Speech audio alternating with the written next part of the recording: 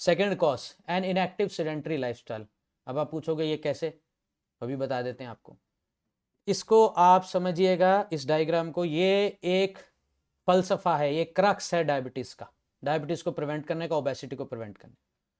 मान लीजिए हमारी एक फैक्ट्री है, फैक्ट्री में हमारे पास वर्कर्स हैं, हमारे पास रॉ मटेरियल यानी ग्लूकोज रॉ मटेरियल है, रॉ मटेरियल तो आ गया, बट हमारी जो भी हमारा तैयार प्रोडक्ट है इस फैक्ट्री का, यानी कि कुछ भी कह लो आप, जो भी आपकी फैक्ट्री बनाती है, हमारे केस में ये है कैलोरीज, यानी एक्सरसाइज करके, यानी कि हमारा अगर माल, तैयार माल मार्केट में बिकना कम हो जाए, उसकी सेल कम हो जाए, जैसे हम सेडेंटरी लाइफस्टाइल जीते, इस कुर्सी पे बैठे रहते हैं सारा दिन, हमारे मसल्स काम नहीं करते, तो हमारी सेल कम होगी। अब बताओ, अगर आपकी सेल कम होगी आपकी फैक्ट्री में, तो आप अपने वर्कर्स, यानी ये इंसुलिन रिसेप्टर जो आपके वर्कर्स हैं, आपकी लेबर है, इसको आप मेंटेन कर पाएंगे, सैलरी दे पाएंगे?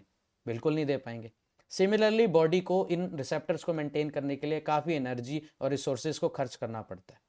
तो जैसे जैसे इसकी सेल कम होती है, हमारी ज़रूरत कम होती है, बॉडी ये रिसेप्टर्स की गिनती को कम करता जाता है, कम करता जाता है, कम करता जाता है। That is why middle age तक ओबेसिटी आने के बाद हमें, जब हम 10-12 साल अपनी नौकरी में बैठ चुके होते हैं कुर्सी के ऊपर, उसके बाद हमें डायबिटीज़ आने की शुरुआत हो जाती है। अब इस रिसेप्टर को कैसे बढ़ा सकते हैं?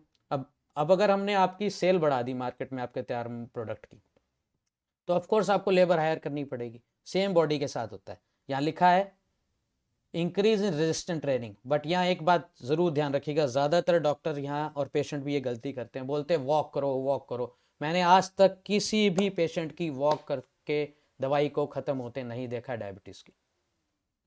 तो हमें एंटी ग्रेविटी एक्सरसाइज यानी मसल्स को ट्रेन करना, चाहे आप जिम जाके कीजिए, साइकिलिंग कीजिए, स्टेयर्स चढ़िए, उठक बैठक कीजिए, जहाँ भी आप ग्रेविटी के अगेंस्ट काम करते हैं, वहाँ आप मसल्स को ट्रेन करते हैं, सेल को बढ़ाते हैं, कैलोरीज को खर्च करते हैं, तब बॉडी ये इंसुलिन रिसेप्टर की संख्या को बढ़ाती है और हमारा रॉ मटेरियल ग्लूकोज इस सेल के अंदर जाता है, मसल्स उसको यूज़ करते हैं और हमारे ब्लड में से ग्लूकोज लेवल कम हो जाता है।